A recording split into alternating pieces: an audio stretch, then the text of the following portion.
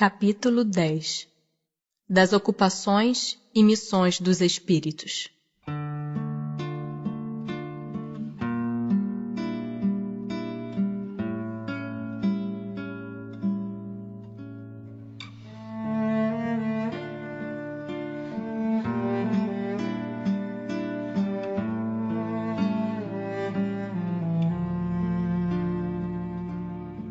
Alguma outra coisa incube aos espíritos fazer que não seja melhorarem-se pessoalmente?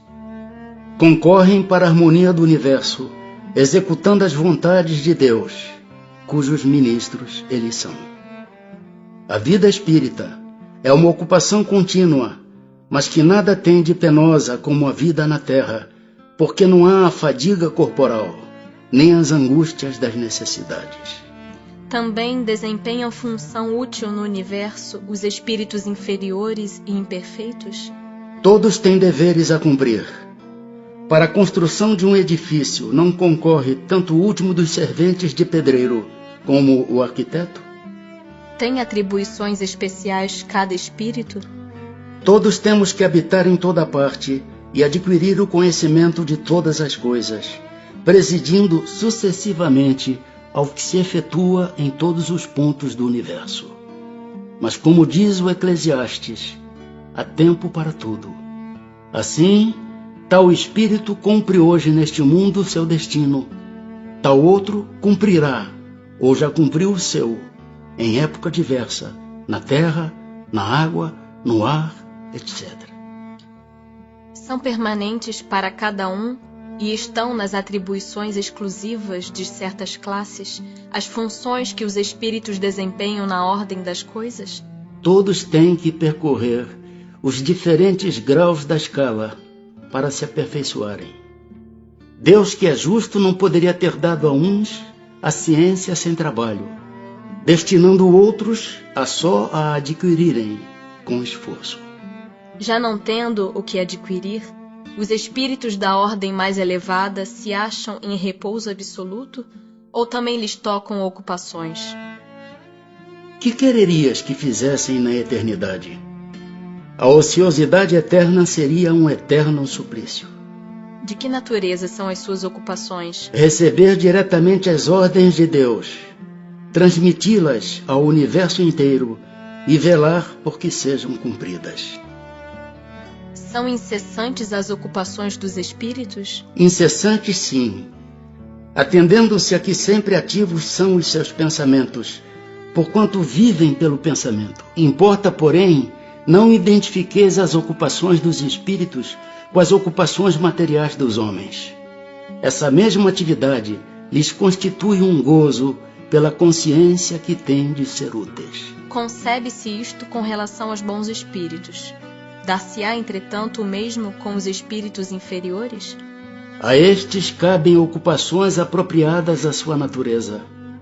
Confiais, porventura, ao obreiro manual e ao ignorante trabalhos que só o homem instruído pode executar? Haverá espíritos que se conservem ociosos, que em coisa alguma útil se ocupem? Mas esse estado é temporário e dependendo do desenvolvimento de suas inteligências. Há certamente, como há homens que só para si mesmos vivem.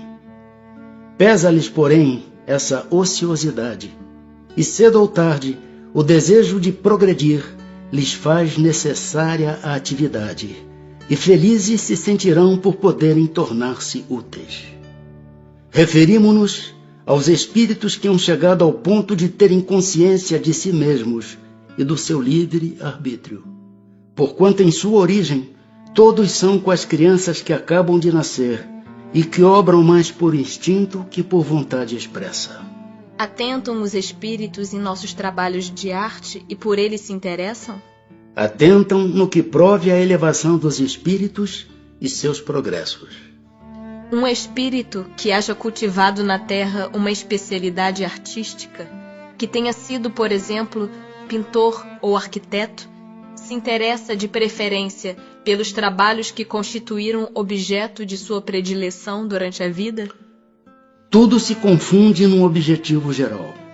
Se for um espírito bom, esses trabalhos o interessarão na medida do ensejo que lhe proporcionem de auxiliar as almas a se elevarem para Deus.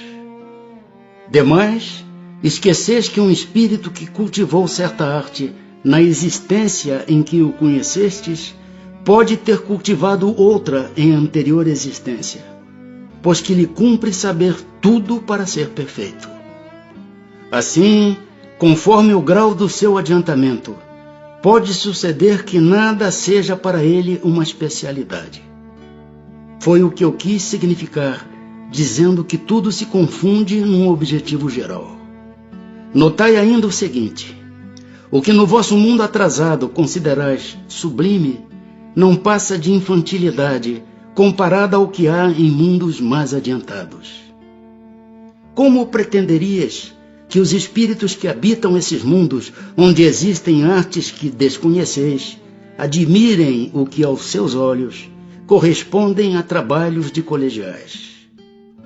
Por isso, disse eu, atentam no que demonstre progresso. Concebemos que seja assim em se tratando de espíritos muito adiantados. Referimo-nos, porém, a espíritos mais vulgares que ainda se não elevaram acima das ideias terrenas. Com relação a esses, o caso é diferente. Mais restrito é o ponto de vista de onde observam as coisas. Podem, portanto, admirar o que vos cause admiração. Costumam os espíritos imiscuir-se em nossos prazeres e ocupações? Os espíritos vulgares, como dizes, costumam. Esses vos rodeiam constantemente e com frequência tomam parte muito ativa no que fazeis, de conformidade com suas naturezas.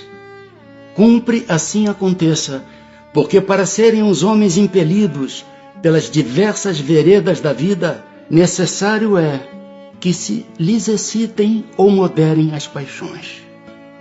Os espíritos que têm missões a cumprir, as cumprem na erraticidade ou encarnados? Podem tê-las num e no outro estado. Para certos espíritos errantes, é uma grande ocupação. Em que consistem as missões de que podem ser encarregados os espíritos errantes? São tão variadas que impossível fora descrevê-las. Muitas há mesmo que não podeis compreender. Os espíritos executam as vontades de Deus, e não vos é dado penetrar-lhe todos os desígnios. Os espíritos percebem sempre os desígnios que lhes compete executar? Não. Muitos há que são instrumentos cegos. Outros, porém, sabem muito bem com que fim atuam. Só os espíritos elevados desempenham missões? A importância das missões corresponde às capacidades e à elevação do espírito. O estafeta que leva um telegrama ao seu destinatário também desempenha uma perfeita missão, se bem que diversa da missão de um general.